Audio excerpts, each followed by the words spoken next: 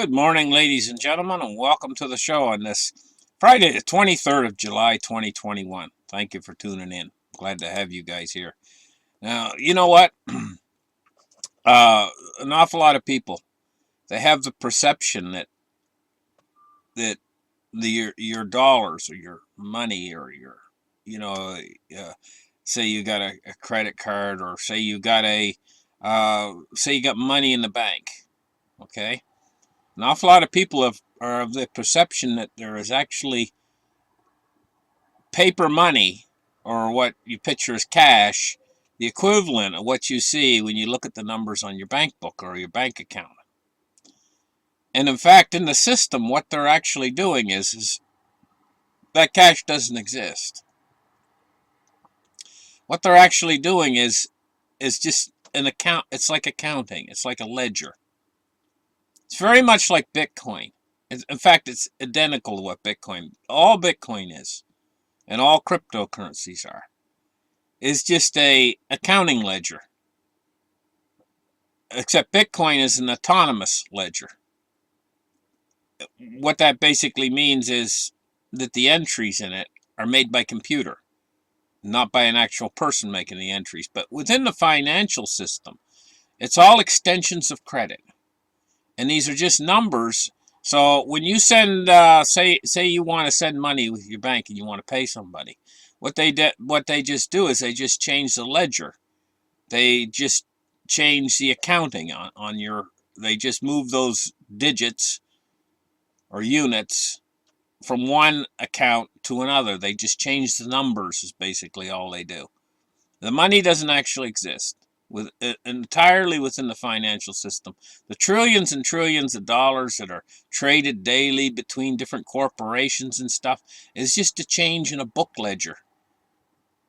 All they do is change the numbers. From one guy, say he's got 64 million and he wants to pay another guy 5 million, they just take it down to 59 million on one and add the so many million onto the other. But it's all extensions of credit as well. And so an awful lot of the money that's in the financial institutions is basically loans that they've taken out on margin, where the stock market and everything else is all these ledger entries, is all it is. So if they withdraw credit,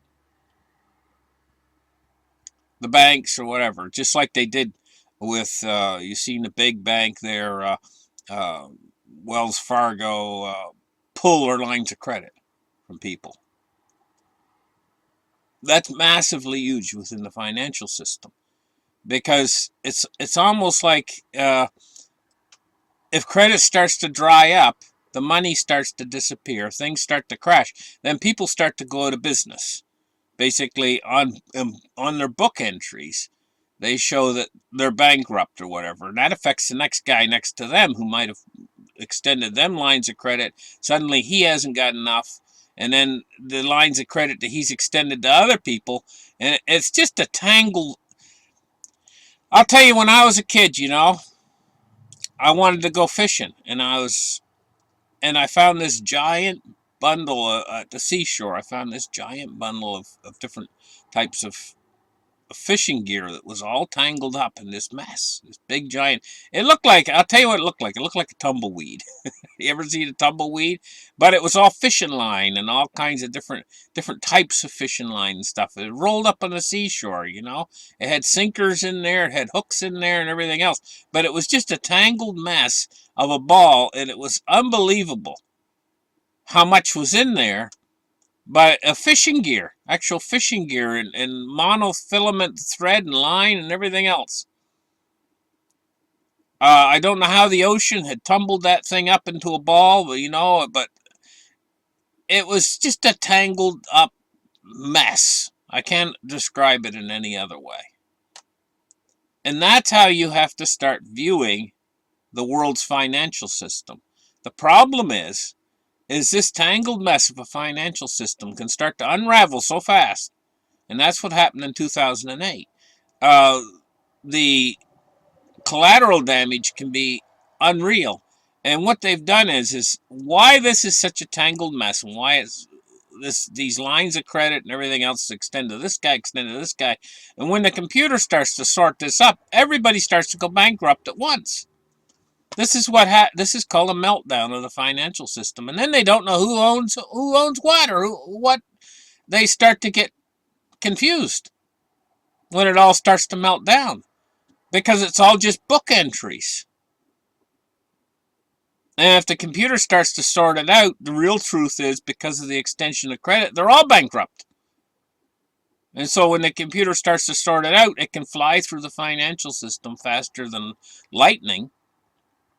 And I'm going to tell you guys, I'm going to be honest with you, if it all really started to unravel like that, and we had a credit freeze of type of event, I'm not even sure if the Fed could stop it.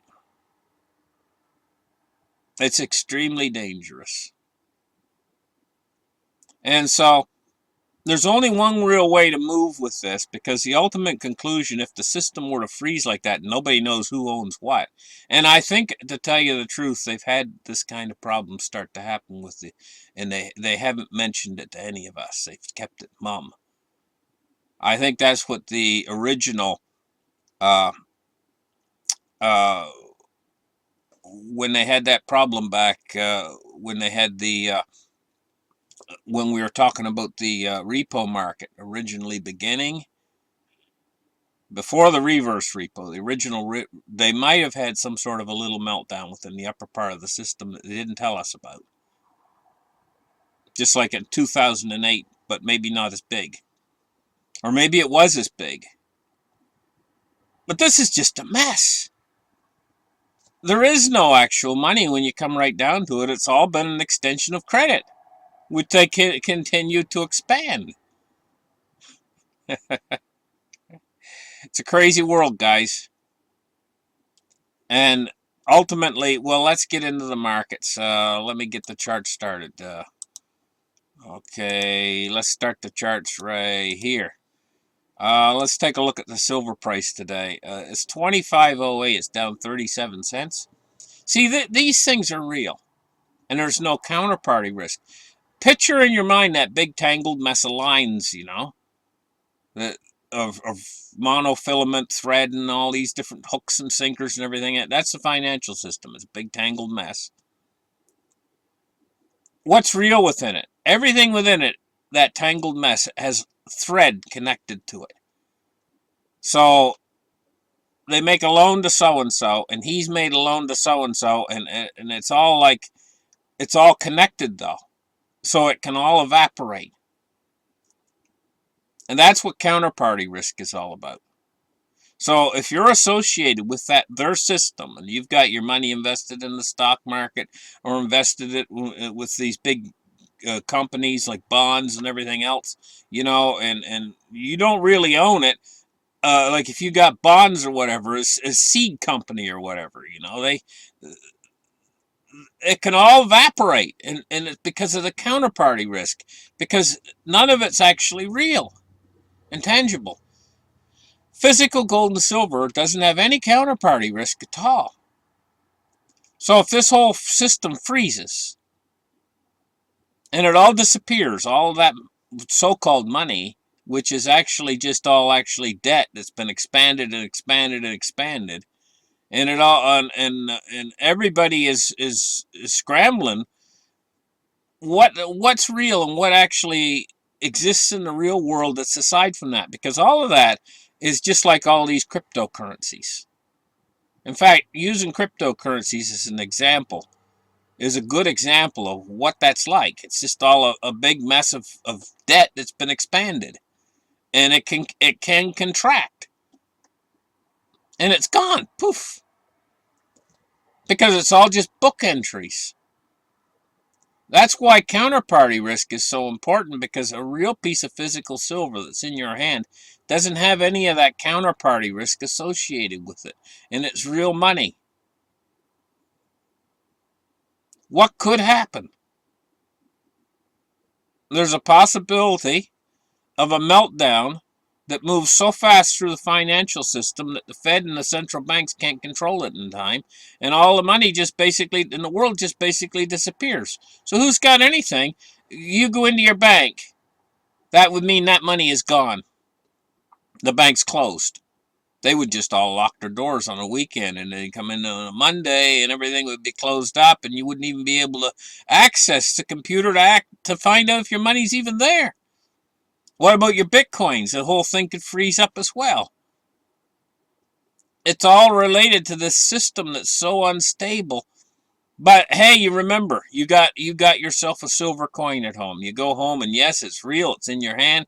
That's money with no counterparty risk associated with it. What would that suddenly become worth if all the money just disappeared? I'm not saying that's going to happen, but I'm just saying that that's what they were faced in 2008 with happening. And they may have had it happen again during the repo crisis, the original repo crisis, and this repo crisis is signaling some sort of a huge problem that they've got. The system is totally unstable. This is why some of these big banks like Wells Fargo now are pulling their lines of credit in. And boy, does that ever affect people, because you're a customer of Wells Fargo. Perhaps you were using that line of credit to pay some of your bills. All of a sudden, boom, they just say, okay, we're turning it off. Boom. Just no warning or anything else, and all of a sudden you're just hanging there and you can't pay half of your bills because you're a customer of Wells Fargo, and all of a sudden you haven't got those lines of credit anymore. What do? You know? I can just imagine that how many customers had problems like that. But they don't care. They're just like, gone, you know? Anyway, listen, guys. We're looking at a silver price of $25.09. It's down 36 cents. The only thing real within the financial system. And they've got it set up to this paper market, which is not real. And they're able to adjust the price wherever they want to adjust it just by basically pushing a mouse button on a mouse a few times. You know? And they've been controlling it and keeping it in around this area, you know? In around 25 bucks for silver. They know they better not take it too low, or the miners won't be able to make any profit. They're keeping it just at a certain level, gold and silver, where the miners can still make a profit. But they're keeping the price under check. And they've been doing that for a while now. $17.98 for gold. It's down $8.30 today. Cryptocurrencies. We're looking at 1,336 billion, so it's a little bit healthier than it was a couple days ago. Bitcoin price of 32,525. You know, Bitcoin is a perfect example of it being nothing more than book entries. Just a ledger. That's the whole financial system now. That's all you got. Your money in the bank, the money you get in any checks that they send you or anything else, these are just book entries. That money does not exist, any of it. It's not real. It's just book entries. It's just they just write a number down and they just change the number. Like, it's just numbers. It's all just numbers. All just digits in a giant ongoing ledger. An enormous ledger. And what I'm trying to say is if they run into some sort of a major issue or major problem where that ledger starts to deleverage, it can deleverage so fast it can basically confuse even the supercomputer. And the whole thing could just basically freeze up and nobody knows whose book entry is what or what's going where. That would be a meltdown of the financial system, and the whole thing would just basically freeze up. Nobody would know what part of the ledger they're on. They would lose, in other words, they would lose track of the whole thing. They just wouldn't know how much, whether you're a billionaire or you're a millionaire, it doesn't matter. Or if you're just John Doe down the street down there, it's got a bank account with Bank of America. They wouldn't know. They would lose track of the whole thing, and it's just because it's become so big that even the world's best supercomputer, if it starts to melt down too fast, can't keep up with all these new book entries. It would just fly through the system and jam the whole system. And then once it's jammed, it's just like your computer. Okay? How many of you have had your computer freeze? And it doesn't matter if you push critical alt delete, it just won't do anything. The only thing you can do is go and unplug it and restart the computer. What I'm trying to say is all of the money that we call money in the system is not actual money. They don't have dollar bills or anything associated with this. All it is just book entries in an enormous giant, like an enormous connected computer. And they just keep exchanging these book entries back and forth of this constantly ongoing ledger. That's the whole world's financial system. But it's so big and it's so complex, and there's so many book entries every day. Millions of transactions per second, like to fly back and forth in this thing. It's like a big confused, it's like that ball of I told you about at the beach. It was that ball of monofilament twine that had all the hooks and sinkers in it and everything, and it was all a giant ball of monofilament. It's just a big, confused, tangled mess. That's what it is. That's what we've created. That's our financial system. And it's all the money is just book entries. If something happens within that and it freezes, nobody can sort it out. And so all that money that was digits would just suddenly be gone. So what would be left? Well, cash. If you guys got cash or you guys got change, that's real. It's not a book entry. It exists in the real world. So if you guys got a dollar bill, if the whole thing were to freeze up, if you guys got a dollar bill, that dollar bill would be real in the system. But so would real gold, physical gold and silver and stuff would be real. It was not a book entry. So all this money we've been playing with, and we call it money and stuff, is not really money. It's just a bunch of book entries. None of it actually exists. In the whole financial... Can you imagine that? In the whole world. They've got us all into this mess, and it's all running on computers. It's because of the computers. It wasn't this way before. Before, it was straight and solid, and walking down that narrow road. If you were to go back to like the 1970s, before we had all these computers connected to the system. The banks used to, remember, they used to give you a little bank book, and you had in there, you had the numbers written down. And they used to check it, like the teller would check it to make sure that was book entries.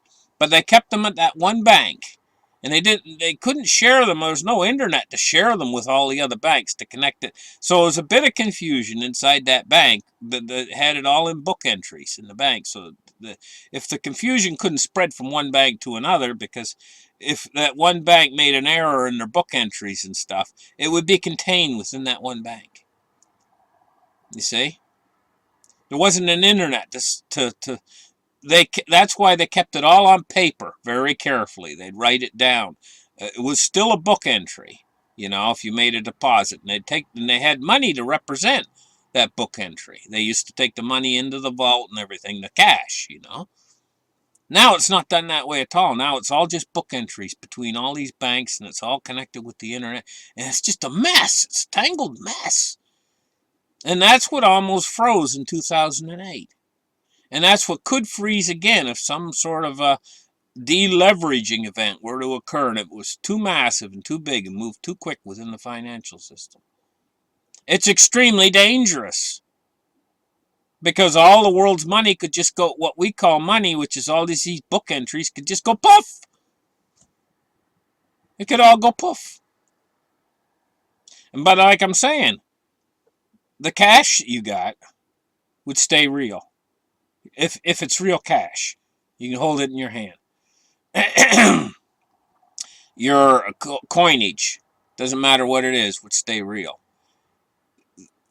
Bitcoin, because it's a different system, it could actually stay real too. If the world's financial system froze up, Bitcoin's a different ledger. It's a weird world we're living in, and the reason why I'm telling you guys about this on this show right now is because a lot of you guys don't realize that.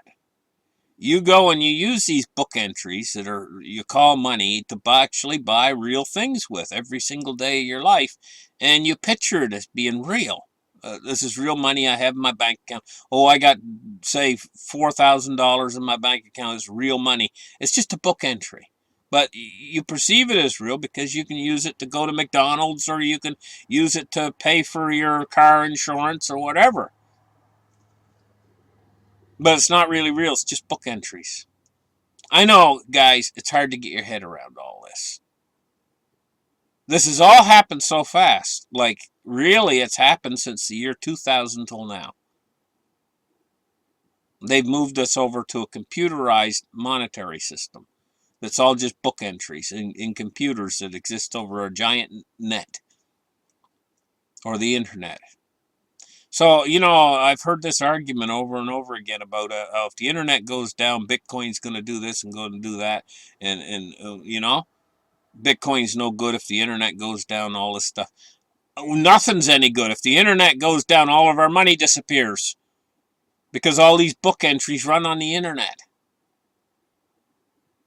If the internet goes down, the only money that's real then is cash. And they're getting rid of cash as fast as they can. That's the only thing that's keeping us...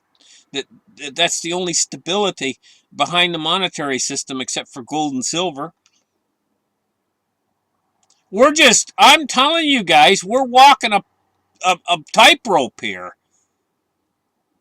And it's an unstable tightrope.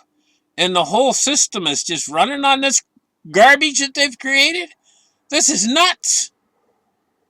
But we did it since 2000. We started doing it progressively, really faster and faster, moving all hog into this computerized monetary system. That's nuts. It's nuts. It's the most dangerous thing.